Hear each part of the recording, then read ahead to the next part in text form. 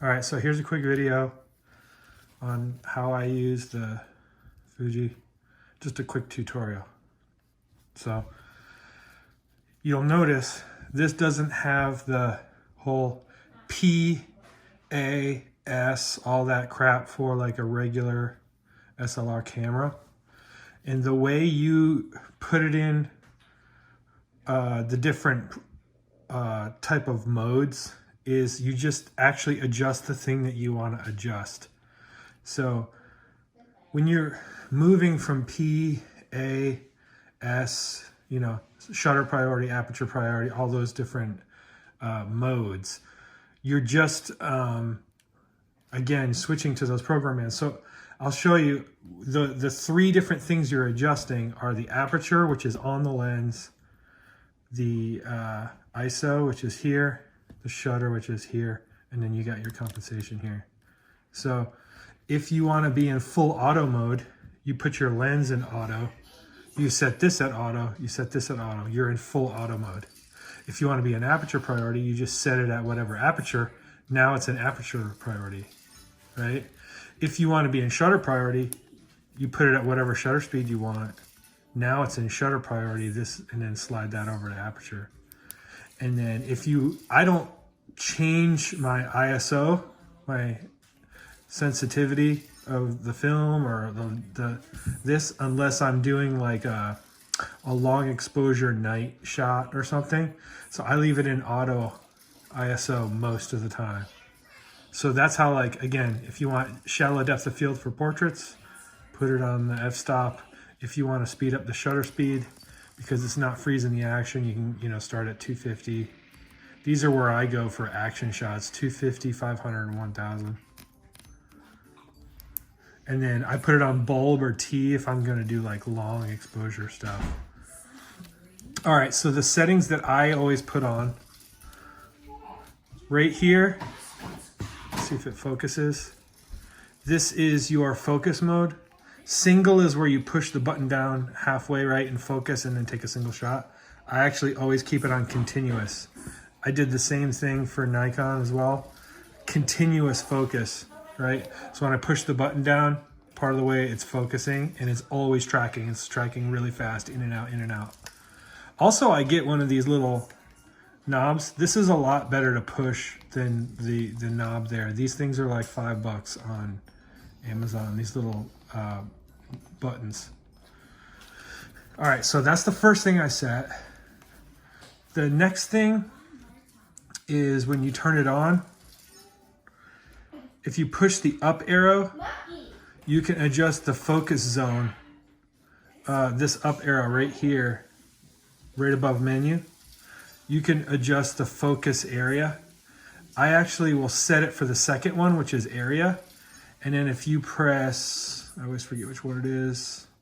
If you press down, that will allow you to use this slider and adjust the size of the focus zone, the focus point. So I usually use it like at one of its biggest points. Unless it's focusing on the wrong thing, then I'll shrink it down. Now you can use this joystick to move your focus zone around. So I'm gonna put it back to where it was there. Sometimes if I'm taking a portrait of like something and it's not focusing on the right spot for whatever reason, I'll push that up arrow, I'll go over to single point and then move that single point around, and then down adjust that size as well if you need to adjust the size of the single point. I'm just pressing the red button to get out of that, by the way. So I'll switch to zone. I leave it in zone primarily. Another thing is your photo mode. I use these two modes right here. Continuous high and then bracket. And I'll show both of those here in a second. But continuous high is where if you put it on that, it'll do the full 14 frames per second.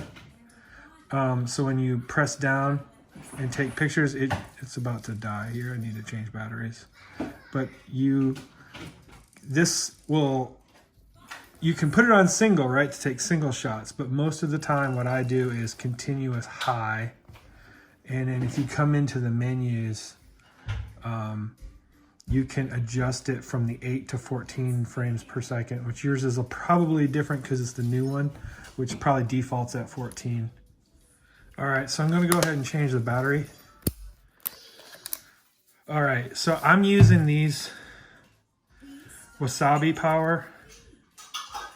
These are really cheap $10 batteries. You can get a kit that comes with a charger, but those are really good to have because the Fuji ones are like $60. These are like $10, $11.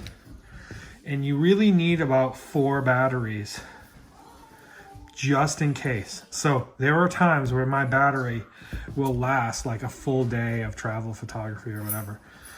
But there are times where I run out, and I always keep a bunch of extras because you never know if one of them is going to fail or not. So I would definitely get these guys right here, these Wasabi Fuji batteries. This should be set here, but this using the full area focus or for exposure metering. Sorry, not focus. Just keep that there. I don't really change that much. You would change that if you really were switching to like using lights and stuff.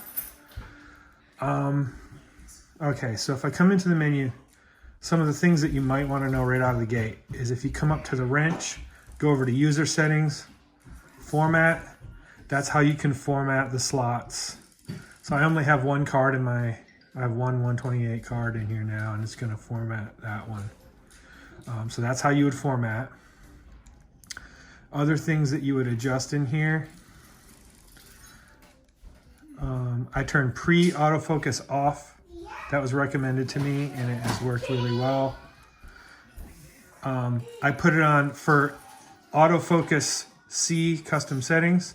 I leave it on 1. You can actually adjust and customize these continuous autofocus settings. I don't have enough time to screw around with that.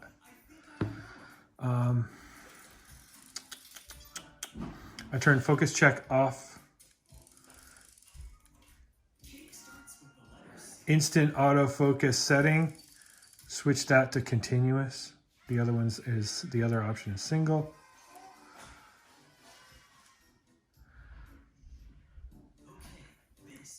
I don't think I adjusted any of that drive setting. I'll talk about that here in a second. I actually run electronic shutter 90% of the time. The only reason why you would need mechanical shutter, you have to have mechanical shutter, is because you're using a flash. So I actually will flip it to electronic shutter, and then it's silent operation. Nobody can hear it. I do come into auto ISO, and I set my default sensitivity to 200, my max 6400, and my minimum shutter speed to 1/80th instead of 1/60th, because I don't want to get down to 1/60th. Sometimes you still get camera shake. So I would set that one. You don't need to worry about flash stuff. 4K stuff, you can change it to 1080, 60, like whatever you want. If you want to shoot 4K. But I figured I would run 1080 most of the time. If you come over to user setting, just a second, where are the buttons? I forget where the buttons are. Press this button right here. It'll take you into the frames per second. I think by default it's at 8. You can set it up to 14. Okay, so for bracket setting, so this is referring to what bracket mode it's on. So bracket, most people bracket exposure in old school cameras, but you can bracket anything in here. So what I do is when you're in bracket mode, I actually set it to film simulation bracket. So I come over to this film simulation bracket. So every time you press the shutter, it'll take a standard photo. Classic chrome is my favorite color. And then across is my favorite black and white. So now, if you set that to bracket mode, which I'll put it here, I take a shot. Now, when you take one shot, it took a black and white, it took a classic chrome, and then a standard. So for every time you take a shadow, it takes a picture of something else.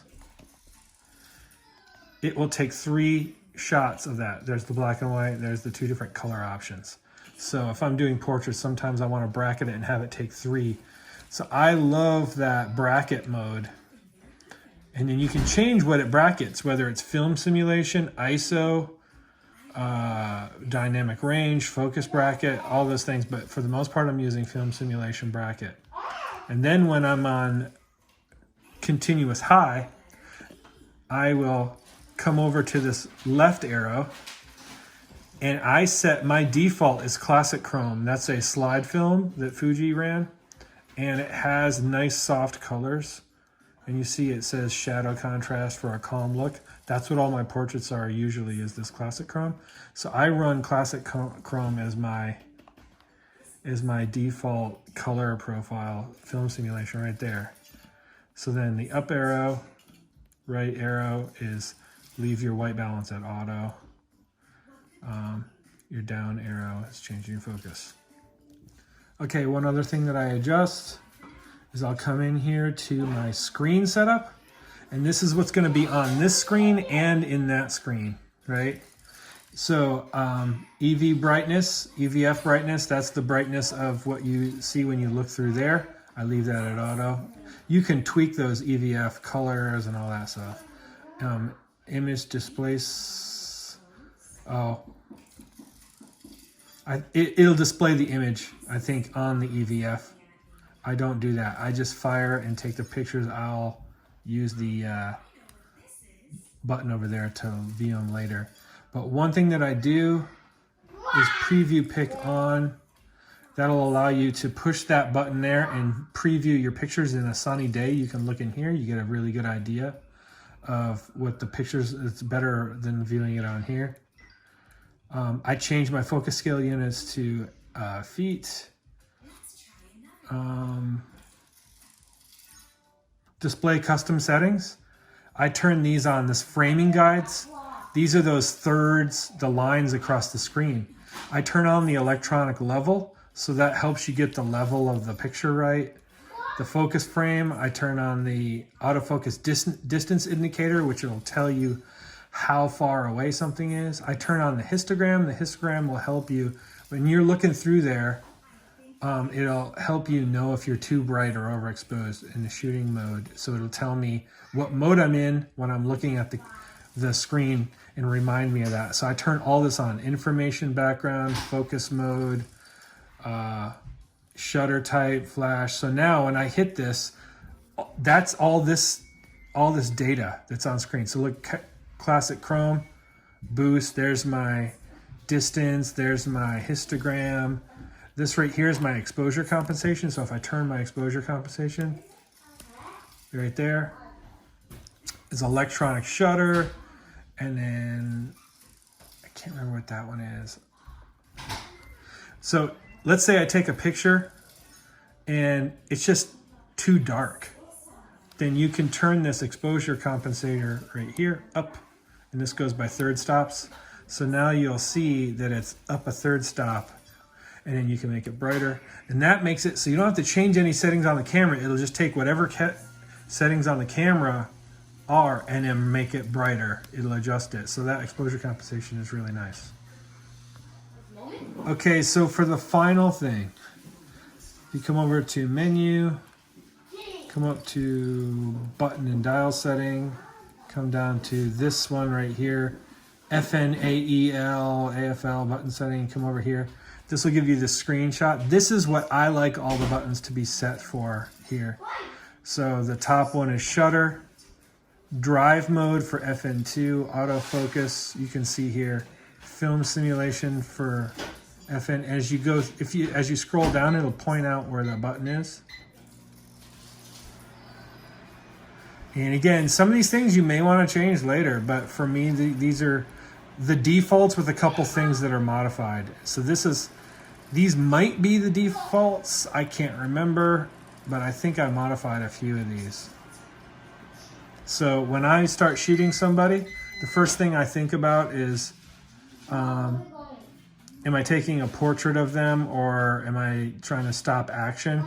So if I'm trying to stop action, then I'll switch it over to continuous high focus mode and hold this button down here halfway to focus and then hold it down to fire 14 frames a second, right? So if I was gonna shoot the race cars, that's what I would do. If I'm taking pictures of the dog and I don't need to like take 1,000 pictures to try to capture something, and I'm just taking like a portrait where I'm just popping one shot at a time, but it's nice to have a bracket of the black and white and 2 different color options, and I'll switch it over here. So I'm usually just swapping back and forth between these two, unless I'm going to the first one, which is the movie mode to record a video. And then, you know, I'm switching, if I'm taking portraits, I'm usually running 1.4. If that's too shallow during the bright day, then sometimes I'll jump up to 2.8 because this will be too shallow sometimes. So I'll go to 2.8 or just jump all the way to A. Especially for that 18 to 55 lens, you can just jump over to A. Plus your 18 to 55 lens has an extra switch. Make sure that that is on the image stabilization. You turn that on and keep it on all the time. I believe your camera body has image stabilization as well. So it's got image stabilization on the lens and the body. Mine only has it on the lenses, and this lens doesn't even have it. So that's a nice enhancement of the new version. Again, push this to preview.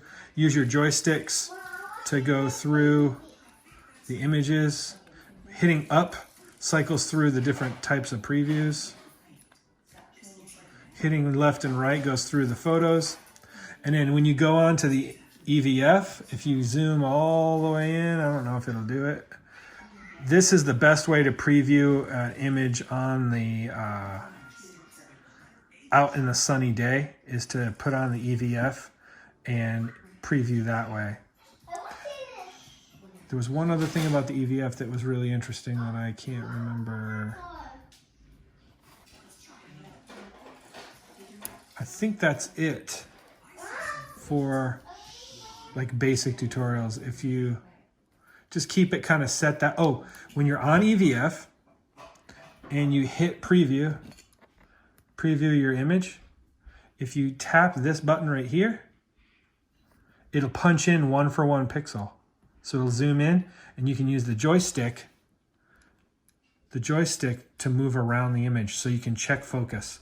So if you're trying to take a picture of something like that, I'm trying to make sure I got the focus of, like when we were taking pictures of you and your dog, I'll take a shot, hit preview, punch in, make sure it's in focus, pushes it, it punches out. And you can even zoom in and out by scrolling to look at it. So those are the basics. If you have any other questions, let me know.